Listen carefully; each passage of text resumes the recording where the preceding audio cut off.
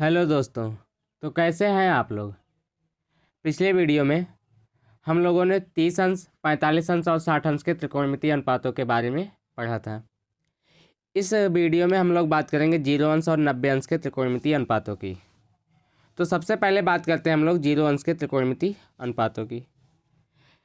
तो मान लेते हैं अपने पास एक समकोण त्रिभुज है ABC, जिसका कोण भी समकोण है। अब यदि इसके न्यून कोण A के मान को हम लोग कम करें, न्यून कोण A के मान को घटाएं, तो कर्ण AC भी AB की ओर बढ़ता जाएगा।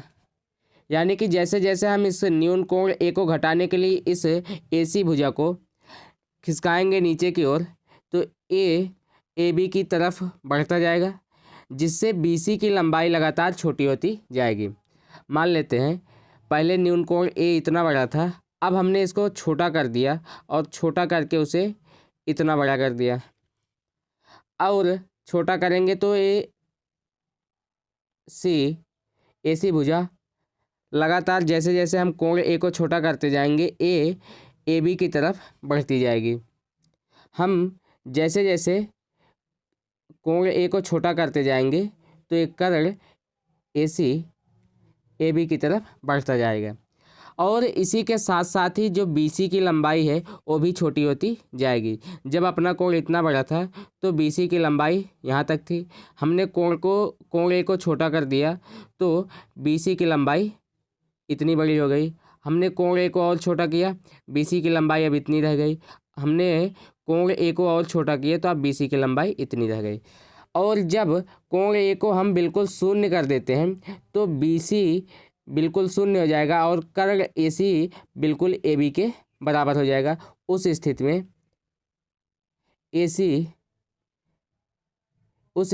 AC भी AB के जस्ट ऊपर ही आ जाएगी,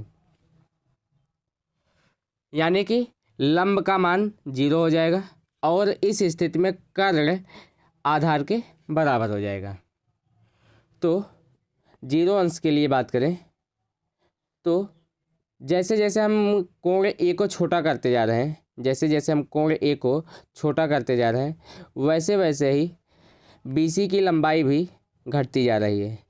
और जब कोण A बराबर हो जा रहा है 0 के, जब कोण A बिल्कुल 0 के बराबर हो जा रहा है, यानी कि कर्ण इस आधार AB के बिल्कुल ठीक ऊपर आ जा रहा है, तो उस स्थिति में BC की लंबाई बिल्कुल 0 और जो कर्ण AC है वो AB के बराबर हो जाएगा। तो अब अगर हम न्यून कोण A के लिए बात करें जो कि 0 अंश हो चुका है, तो साइन 0 अंश के लिए लंब बटे आधार, लंब कितना, लंब का मान BC और कर्ण कितना AC, साइन का मान लंब और कर्ण का अनुपात, लंब कितना BC और कर्ण कितना AC। लेकिन अब अगर ये 0 अंश है तो 0 अंश की स्थिति में BC का मान कितना है, BC का मान 0 और AC का मान मान लेते हैं AC, तो 0 में भाग करेंगे तो कितना आएगा 0, यानी कि 0 अंश की कंडीशन में साइन 0 अंश का मान 0 होगा। अच्छा, अब बात करते हैं कॉस के लिए। तो कॉस A बराबर होता है आधार बटे कर्ण AB बटे AC। अब यदि कोण A का मान 0 अंश हो जाता है तो हमने देखा कि कोण A का मान जैसे ही 0 अंश होता है तो BC यानी कि लंब का मान 0 हो जाता है और AC यानी कि कर्ण की लंबाई ठीक AB की लंबाई के बराबर हो जाएगा। तो इस स्थिति में AB और AC बराबर हो जाएंगे, यानी कि AB और AC बराबर हैं, तो ऐसे हम लोग AC के स्थान पे AB लिख सकते हैं। तो ये मान आया कितना 1। तो 0 अंश की स्थिति में काश 0 अंश का मान कितना 1, साइन 0 अंश का मान 0, काश 0 अंश का मान 1। बात करें tan 0 अंश के लिए, तो tan 0 अंश बराबर tan का हमें पता है कि tan साइन और कॉस का अनुपात होता है, तो tan 0 अंश के लिए मान साइन 0 अंश बटे cos 0। तो साइन 0 का मान कितना 0, cos 0 का मान कितना 1, तो tan 0 अंश का मान कितना हो जाएगा 0। तो इस तरीके से हम लोगों ने साइन 0, cos 0 और tan 0 का मान ज्ञात कर लिया। तो sin 0 का मान हुआ 0, cos 0 अंश का मान हुआ 1 और tan 0 अंश का मान हुआ 0। हम लोगों ने पिछले वीडियो में देखा था कि 30 अंश, 45 अंश और 60 अंश के त्रिकोणमितीय अनुपात क्या होते हैं। तो साइन 30 अंश का मान हमने देखा था 1/2, साइन 45 अंश का मान 1/√2, साइन 60 अंश का मान √3/2, कॉस 30 अंश का मान हमने देखा था √3/2, कॉस 45 अंश का मान 1/√2 और कॉस 60 अंश का मान 1/2। tan 30 अंश का मान हमने देखा 1/√3, tan 45 अंश का मान 1 और tan 60 अंश का मान √3। अब कॉसेक साइन का व्युत्क्रम होता है। साइन 0 अंश का मान 0 है, साइन 0 अंश का मान 0 है, तो कॉसेक ठीक व्युत्क्रम होता है। तो कॉसेक 0 अंश का मान हो जाएगा 1/sin 0 अंश, और हमें पता है कि साइन 0 अंश का मान 0, और ये अपरिभाषित कंडीशन आती है जिसको हम लोग ऐसे इनफाइनाइट से प्रदर्शित करते हैं।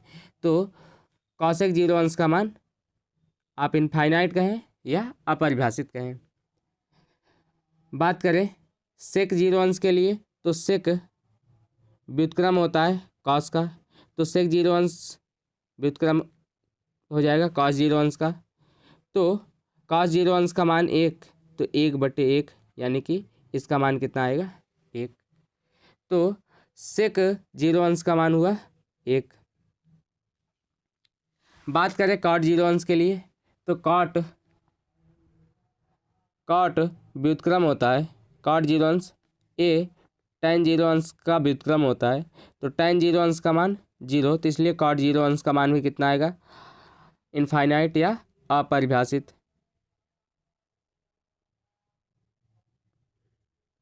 तो कॉट 0 अंश का मान अपरिभाषित हो गया, या इसे हम इनफाइनाइट से प्रदर्शित करते हैं।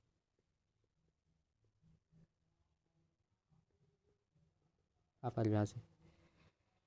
बात करें कॉसेक 30 अंश, तो हमने देखा था कि कॉसेक साइन का व्युत्क्रम होता है। तो साइन 30 अंश का मान 1/2, तो कॉसेक 30 अंश का मान 2/1 यानी कि 2 हो जाएगा। कॉसेक 45 अंश साइन का ठीक व्युत्क्रम, तो साइन 45 अंश 1/√2, तो कॉसेक 45 अंश √2/1 यानी कि √2। ठीक ऐसे ही कॉसेक 60 अंश का मान हो जाएगा 2/√3, 2/√3।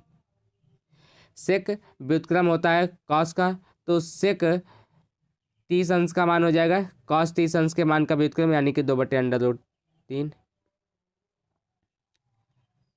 45 अंश का मान, तो सेक 45 अंश का मान हो जाएगा ठीक √2, और सेक 60 अंश का मान हो जाएगा 2/1 यानी कि 2। कॉट व्युत्क्रम होता है tan का, तो tan 30 अंश का मान है 1/√3, तो कॉट 30 अंश का मान हो जाएगा √3। tan 45 अंश का मान 1, तो कॉट 45 अंश का मान भी हो जाएगा 1। tan 60 अंश का मान √3, तो कॉट 60 अंश का मान भी हो जाएगा 1/√3। ठीक tan 60 अंश के मान का व्युत्क्रम। तो इस तरीके से हम लोगों ने इन सभी त्रिकोणमितीय अनुपातों के मानों को देख लिया। चलिए अब बात करते हैं 90 अंश के त्रिकोणमितीय अनुपातों की।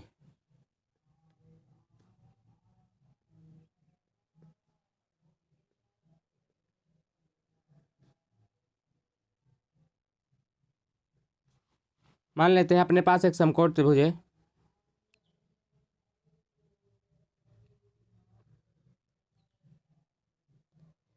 जिसका कोण बी समकोण है और शेष ए और सी न्यून कोण है। यदि हम कोण ए को बढ़ाएं, यदि हम कोण ए के मान को बड़ा करें, इस डायरेक्शन में बढ़ाएं और इतना बढ़ाएं कि कोण ए 90 अंश हो जाए, यानी कि हम इसको बढ़ाएं और ए बढ़ के कोण ए क्या हो जाए 90 अंश, यानी कि कर्ण ए सी ठीक ए बी पे लंबवत हो जाए। उस कंडीशन में हम देखेंगे कि अगर ए सी कर्ण ठीक लंबवत हो जाती है तो यहाँ से ए बी पर डाले गए लंब की लंबाई यानी कि जो बी सी हुआ करता था ठीक ए सी के बराबर हो जाएगा, ए सी के बराबर, और आधार जिस पर हम लंब डालते हैं उसकी लंबाई घट के कितनी हो जाएगी, 0 हो जाएगी। अब अगर ये 90 अंश हो जाता है तो यानी कि जैसे जैसे हम कोण ए के मान को बड़ा करते हैं, कोण ए के मान को बड़ा करते हैं यानी कि कर्ण ए सी को हम लोग इस दिशा में शिफ्ट करते हैं, तो कर्ण ए सी जैसे जैसे इस दिशा में शिफ्ट होगा, मान लेते हैं हमने कर्ण को कोण ए के मान को बढ़ाया, कोण ए के मान को बढ़ाने के लिए हमने इस दिशा में कर्ण ए सी को बढ़ाया, तो अब इस पर डाले गए लंब की लंबाई यानी कि बी और सी, तो हम देख रहे हैं कि लंब की लंबाई का मान बढ़ रहा है लेकिन जो आधार था अब वो आधार केवल इतना रह गया है यानी कि आधार की लंबाई कम हो रही है। जैसे जैसे हम और बढ़ाएंगे कोण ए के मान को और बढ़ाएंगे उसी के साथ ही लंब का मान बढ़ता जाएगा लेकिन आधार का मान छोटा होता जाएगा, और जब कोण ए का मान बढ़कर ठीक 90 अंश हो जाएगा यानी कि ए सी ठीक 90 अंश का कोण बनाएगी तो उस दिशा में कर्ण और डाले गए लंब की लंबाई दोनों बराबर हो जाएगी जबकि आधार 0 हो जाएगा। तो यानी कि जैसे जैसे हम कोण ए को बढ़ाते हैं वैसे वैसे ही अपना जो लंब है बी सी का मान भी बढ़ता है, और जब कोण ए का मान ठीक 90 अंश हो जा रहा है उस स्थिति में बी सी कर्ण ए सी के बराबर हो जाएगी। बी सी कर्ण ए सी के बराबर हो जाएगा और आधार ए बी घट के 0 हो जाएगा। तो इस स्थिति में अब हमें पता है कि साइन अनुपात होता है लंब और कर्ण का, यानी कि बी सी बटे ए सी। यदि कोण ए 90 अंश हो जाता है तो उस स्थिति में बी सी और ए सी की लंबाई बराबर हो जाती है यानी कि दोनों सेम मान के हो जाते हैं, और इस स्थिति में इनका अनुपात का मान कितना आता है, 1 आएगा। कॉस के लिए बात करें तो कॉस ए, कोण ए के लिए बात करें तो आधार यानी कि ए बी बटे कर्ण ए सी। लेकिन जैसे ही कोण ए 90 अंश होता है उस स्थिति में ए बी का मान 0 हो जाता है, और ऐसी स्थिति में 0 में जब भी कर्ण से भाग करेंगे तो मान कितना हो जाएगा, 0। तो cos 90 अंश का मान हो गया 0। tan के लिए बात करें तो tan अनुपात होता है साइन और कॉस का, या फिर बात करें कि tan अनुपात होता है लंब और आधार का। लंब का मान कितना, बी सी, और आधार का मान कितना, ए बी। तो 90 अंश की कंडीशन में जब कोण ए का मान 90 अंश हो जा रहा है तो बी सी तो कर्ण ए सी के बराबर हो रहा है लेकिन आधार ए बी का मान 0, और 0 से भाग करने का मतलब कि अपरिभाषित स्थिति, यानी कि tan 90 अंश का मान कितना, अपरिभाषित आता है। तो इस तरीके से हम लोगों ने त्रिकोणमितीय अनुपातों के मान देखा 90 अंश पर। तो साइन 90 अंश का मान कितना, 1, कॉस 90 अंश का मान कितना, 0, tan 90 अंश का मान अपरिभाषित। कॉसेक के लिए बात करें तो कॉसेक साइन का व्युत्क्रम तो 1 का व्युत्क्रम 1। सेक के लिए बात करें तो कॉस का व्युत्क्रम यानी कि कॉस 90 अंश यानी कि 0 का व्युत्क्रम 1/0 यानी कि अपरिभाषित कंडीशन। कॉट ए के लिए बात करें तो tan 90 अंश का मान हमने देखा कि BC/0। जब कॉट 90 अंश के लिए बात करेंगे तो 0 ऊपर और BC नीचे, और भाग करेंगे तो मान कितना आएगा, 0 आएगा। तो इस तरीके से हम लोगों ने सभी त्रिकोणमितीय अनुपातों के मान ज्ञात कर लिए। अब यदि आप केवल साइन के ही त्रिकोणमितीय अनुपातों के मान ज्ञात कर लेते हैं या साइन के त्रिकोणमितीय अनुपातों के मान आप याद कर लेते हैं तो बाकी सभी त्रिकोणमितीय अनुपातों के मान निकाल सकते हैं। जैसे साइन का हमने याद कर लिया कि साइन 0 अंश का मान 0, साइन 30 अंश का मान 1/2, साइन 45 अंश का मान 1/√2, साइन 60 अंश का मान √3/2, साइन 90 अंश का मान 1। अब इसी मान को इस साइड से कॉस के लिए लिख देते हैं, यानी कि साइन 90 अंश का मान कॉस 0 अंश का मान, साइन 60 अंश का मान कॉस 30 अंश का मान, साइन 45 अंश का मान कॉस 45 अंश का मान, साइन 30 अंश का मान कॉस 60 अंश का मान, और साइन 0 अंश का मान कॉस 90 अंश का मान। अब साइन को उल्टी दिशा से लिखना शुरू किया तो कॉस के मान ज्ञात हो गए।